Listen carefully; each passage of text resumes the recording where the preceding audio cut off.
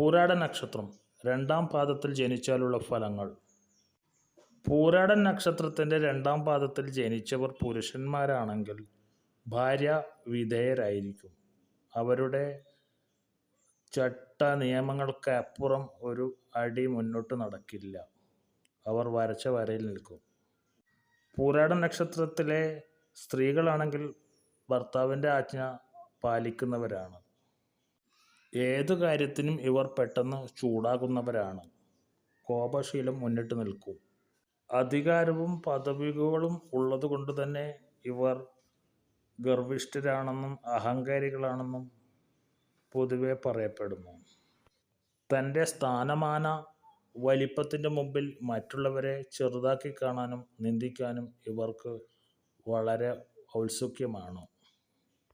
നിങ്ങളിതുവരെ ഈ channel subscribe ചെയ്തിട്ടില്ലെങ്കിൽ എത്രയും പെട്ടെന്ന് സബ്സ്ക്രൈബ് ചെയ്യുക. ജ്യോതിഷ സംബന്ധമായ കാര്യങ്ങൾ ഇതിലൂടെ പങ്കുവയ്ക്കാം. നന്ദി, നമസ്കാരം.